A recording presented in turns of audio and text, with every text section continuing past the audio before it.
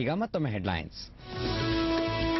ಹೈಕೋರ್ಟ್ನಲ್ಲಿಂದು ದರ್ಶನ್ ಜಾಮೀನು ಅರ್ಜಿ ವಿಚಾರಣೆ. ಬೇಲ್ ಕೊಡಬೇಕೋ ಬೇಡವೋ, ನಡೆಯಲಿದೆ ವಾದ ಪ್ರತಿವಾದ.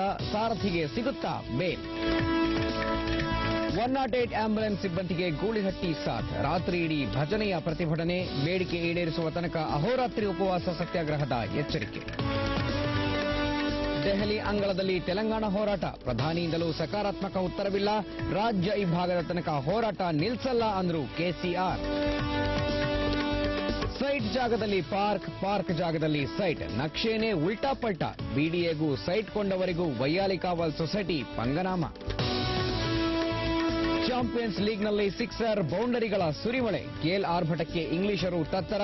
ಗೆಲುವಿನೊಂದಿಗೆ ಮಲ್ಯ ಹುಡುಗರ ಸೆಮೀಸ್ ಮತ್ತಷ್ಟು ಜೀವಂತ.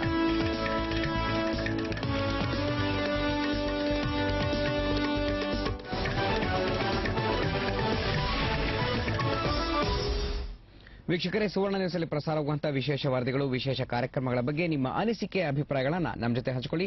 feedback@suvarnanews.in ಅನ್ನೋ ಇಮೇಲ್ನಲ್ಲಿ ನಿಮ್ಮ ಅಭಿಪ್ರಾಯಗಳನ್ನು ನಮಗೆ ತಿಳಿಸಿ. ಇವಿಷ್ಟು ಈ ಕ್ಷಣದ ಸುದ್ದಿ. ಈಗ ಜಾತಕ ಫಲ ನೇರ ಪ್ರಸಾರವಾಗುತ್ತೆ. ಕ್ಷಣ ಕ್ಷಣದ ಸುದ್ದಿಗಾಗಿ ನೋಡ್ತಾ ಇರಿ ಸುವರ್ಣ ನ್ಯೂಸ್ 24/7.